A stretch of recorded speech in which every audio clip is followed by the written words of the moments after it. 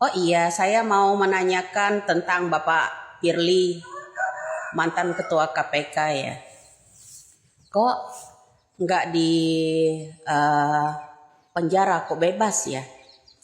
Oh ya Pak Firly, saya mau tanya, sebenarnya sudah lama sih saya ingin menanyakan, ketika ada 3 kilogram pada waktu hilangnya emas ya, ada yang namanya penggerbekan pada waktu itu emas kemana ya Pak?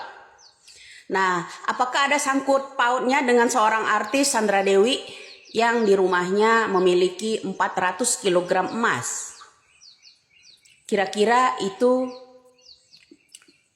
hanya artis, percaya nggak itu hanya artis seorang Sandra Dewi dan suaminya saja yang ini? Bagaimana dengan orang-orang satu nama yang saya tahu yang bermain-main di tambang-tambang ya? Satu, Raffi Ahmad. Kedua, ada Yuni Shara pada waktu itu ya bermain di tambang-tambang nih, terutama batu bara. Nah, apa nggak menyeret artis-artis yang kondang, artis-artis hebat ini Pak Firly, sehingga Anda itu aman gitu, tidak terkenakan hukum yang sebagaimana sanksi berat harusnya ya kan dilakukan pada pelanggaran tentang hukum mengenai Ketua KPK beberapa bulan lalu. Jadi saya ingin bertanya nih Pak Firly sekali lagi, ada kaitannya enggak dengan emasnya 400 kilogram yang di rumahnya Sandra Dewi, tentang emas pada waktu 3 kilogram yang diambil oleh orang KPK itu pada waktu itu, sehingga mereka jadi aman semua. Saya rasa nggak mungkin hanya Sandra Dewi aja yang memiliki aset emas sebesar 400 kilogram emas batangan ya, hasil tambang, hasil kekayaan rakyat Indonesia. Semoga artis-artis yang lainnya itu ya terkuak semua.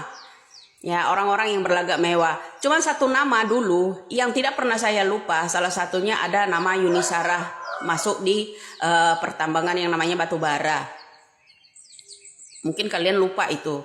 Kemudian masih ada yang namanya artis-artis yang besar, termasuk ada seorang dokter loh ya, seorang dokter ini yang ikut berperan juga, memiliki saham juga ya, saham apa gimana gitu di pertambangan timah dan emas itu. Banyak Pak. Bagaimana nih Ketua KPK, masih bersihkah Freeport, masih amankah tambang-tambang yang di sana? Kira-kira tambang-tambang kekayaan rakyat Indonesia ini masih amankah? Ya, makanya saya bilang yang kaya makin kaya, yang miskin ditindas saja. Yang miskin orang pekerja-pekerja malah pajaknya dinaikkan sampai jutaan rupiah. Ini pejabat-pejabat, artis-artis ada juga yang kesandung tapi aman-aman saja gitu. Hanya sebagai batas saksi pemeriksaan. Ya, semoga ini keadilan hukum ya Allah. Saya berharap ini ya Kejaksaan Agung bernyali baja ya untuk menguak-nguak tabir ini. Ya, sebenarnya banyak loh ya artis yang memiliki saham-saham batu bara di tambang-tambang emas ini. Nah, ingat ada pengusiran pada waktu 2018 ya, ada pengusiran di itu rakyat biasa ya, rakyat biasa, karena di sana ada seorang usaha, kemudian di situ ada orang anggota ya, anggota TNI ya. Kalau itu saya bukan menjelekkan anggota TNI, cuman yang mengusir orang tersebut adalah anggota TNI salah satunya. Itu ketika 2018 lalu ya. Saya yang herannya kok banyak rakyat Indonesia tidak mengupload itu gitu. Ya, cobalah rakyat Indonesia semua, kalau kalian kompak itu coba dibongkar semua, jangan dirahasiakan. Ya, jangan dirahasiakan itu soal-soal orang-orang yang terlibat di itu. Nah, kemudian coba ambil tahu tuh, ada data ya, data aslinya ada di yang namanya Mbak Auky Pera. Ya, Mbak Auky Pera, selamat pagi ya untuk di Jepang ya, semoga sehat selalu di sana Mbak ya. Data-data tersebut menyatut ada orang-orang jenderal juga ada ya yang punya saham ini, transfer ke rekening itu ya, baik itu di orang-orang itu ya. Nah, orang-orang terdekat ini dengan Jokowi itu apa aman-aman aja? Aman-aman aja enggak? Ya, nah, itu loh. Ya, sebenarnya kalau ada orang yang bernyali baja, terutama untuk Kejaksaan Agung ya, cobalah buka ke publik siapa saja yang terlibat Pak mengenai emas, terutama timah yang ada di Pulau Bangka. Kemarin itu saya kan sampai sebut menyeret salah satu nama orang pernah ditugaskan dari 2004 ya di tambang timah itu sebelumnya. Ya itu era siapa? Ya era siapa? Nah setiap ada permainan-permainan begitu kan dulu ada yang namanya buku KPK ya, buku KPK catatan penting kasus yang melibatkan nama seseorang, 2 lembar tuh hilang ya, 2 lembar diganti ketika pada waktu itu Mendak itu masih menjabat lah ya Bapak Tito. Nah jadi saya berharap banget bro ini semua terkuak inilah momen yang bagus buat saya untuk membersihkan demokrasi para mafia ya. Buat Kejagung yang benar-benar bernyali baja, ayo kita dukung ya, dukunglah Kejagung yang benar-benar bernyali ya. Coba dikuak agar supaya ini ya usulan-usulan dari saya ini masuk ke telinga seorang Kejagung yang bernyali besi ya, bernyali baja. Saya berharap jangan hanya Sandra Dewi aja yang diperiksa menyimpan yang namanya 400 kg yang namanya emas batangan yang ada di rumah pribadinya. Lalu bagaimana dengan artis-artis yang lain? Ya salah satu tadi ada dulu ya saya, cuman ini bukan di tambang emas atau timah ya. Dulu ada permainan juga kerjasama ke perusahaan batubara yang namanya Yunisara. Nah, apa artis-artis yang lainnya yang nggak ikut? Ya, nah itu bro, cobalah ya semua rekening-rekening mereka atau transparan itu coba diperiksa atau KPK ya. Ya, respon Polri soal desakan tahanan Firly Bahuri, teman-teman, seperti yang kita lihat di media bahwa Firly Bahuri, Ketua KPK itu ditangkap karena dugaan terlibat kasus, ya. Nah, seperti apa kita akan lihat beritanya di Kompas, ya. Sejumlah masyarakat mendesak agar ex-ketua KPK Firly Bahuri segera ditahan usai berstatus tersangka dugaan pemerasan oleh Polda Metro Jaya. Merespon ini, Kapolda Biro Penerangan Masyarakat Divisi Humas Polri, Brigjen Pol Trunoyudo Wisnu Andiko mengatakan kasus terkait Firly masih diproses.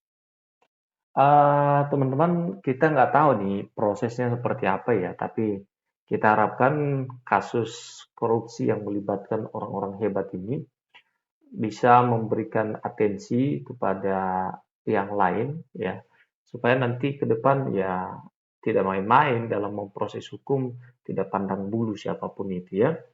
Oke, ya proses ini masih bersinambungan ya. Proses ini tentu penyidik akan melakukan langkah-langkah secara prosedur dan akuntabel, kata Trunoyudo di Mabes Polri Jakarta Rabu 6 Maret 2024. Trunoyudo menyampaikan penanganan kasus Firly ditangani secara simultan oleh penyidik. Dia juga memastikan proses penyidikan kasus yang ditangani oleh Polda Metro Jaya ini turut diasistensi oleh Direktorat Tindak Pidana Korupsi Bareskrim Polri. Wow, ini ketua KPK loh teman-teman, yang ditangkap ini adalah ketua Komisi Pemberantasan Korupsi ya. Coba bayangkan kalau ketua Komisi Pemberantasan Korupsi saja bisa korupsi, apalagi yang lain, apa yang dikerjakan oleh mereka-mereka ini. Tentu tidak mungkin mereka bisa nangkap orang korupsi karena mereka korupsi, kan begitu. Jadi bangsa ini mau dibawa kemana kalau sudah seperti ini, teman-teman? Saya setuju dengan apa yang dikerjakan oleh Cina ya, kemudian Korea Selatan, ya dihabisin aja lah orang-orang yang melakukan korupsi itu, selesaikan saja hidupnya. Ya, karena budaya korupsi ini budaya yang susah hilang kalau tidak ada hukuman yang berat, hukuman mati gitu kan. Ya, kalau cuman memiskinkan, ditangkap, dimasukin ke penjara, nggak miskin kok. Mereka masih ada simpanan di luar negeri, ada tanah yang dibeli, ya, macam-macam. Jadi mereka sudah makan banyak dan itu sebabnya semuanya sudah terlibat dan tidak mungkin bisa bongkar. Kenapa? Karena ada jaringannya begitu ya.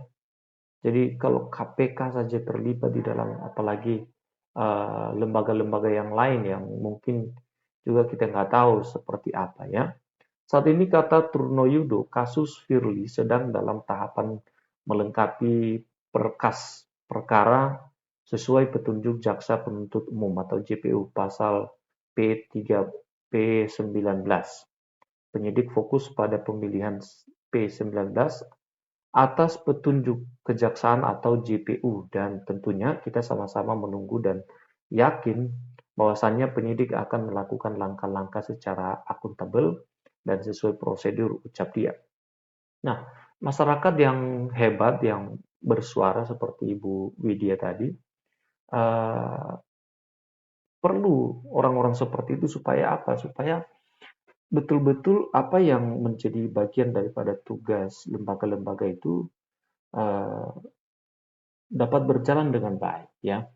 Jangan hanya karena dia petinggi lalu diberikan akses apa namanya ditangani secara khusus sehingga diperlakukan baik istimewa padahal korupsi kan begitu. Kalau ditetapkan tersangka ya sudah ditahan saja kan begitu. Itu maksudnya ya.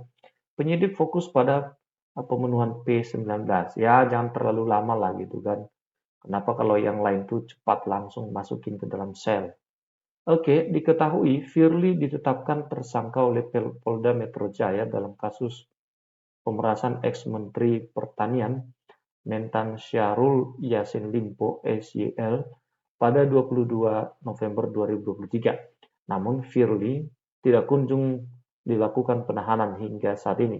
Koalisi Masyarakat Sipil Anti Korupsi kemudian mendesak Polri agar segera melakukan penahanan terhadap tersangka kasus dugaan pemerasan Firly Bahuri. Ya, desakan ini disampaikan langsung oleh Koalisi Masyarakat Sipil kepada Kapolri Jenderal Listio Sigit Prabowo melalui surat yang dikirimkan langsung ke Sekretariat Umum Sekum Mabes Polri pada Jumat 1 Maret 2024. Adapun koalisi masyarakat sipil yang mengantarkan surat ini diantaranya peneliti ICW Kurniawan Ramadan, Ketua PHHI Julius Ibrani, serta sejumlah ex-pimpinan KPK, yakni Abraham Samad, Saud Situmorang, dan Muhammad Jasin. Jadi surat ini berisi imbauan, permintaan, dan permohonan kepada Kepolisian Republik Indonesia dan dalam hal ini ya Kapolri untuk segera mungkin melakukan penahanan kepada Firly Bahuri, kata Abraham Samad di Mabes Polri Jakarta pada hari Jumat.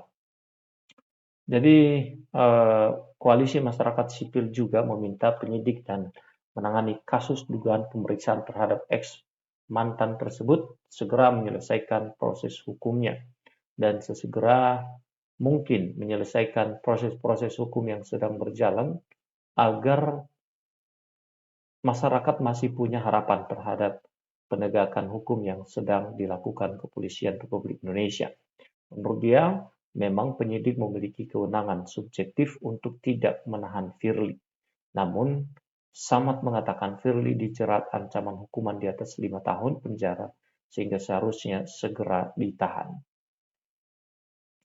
Adapun Firly Bahuri dijerat pasal 12 huruf E atau pasal 12 huruf B atau pasal 11 Undang-Undang Nomor 31 Tahun 1999 sebagaimana telah diubah dengan Undang-Undang Nomor 20 Tahun 2021 tentang perubahan atas Undang-Undang Nomor 39 Tahun 1999 tentang pemberantasan tindak pidana korupsi, junto pasal 65 KUHP dengan ancaman hukuman penjara seumur hidup.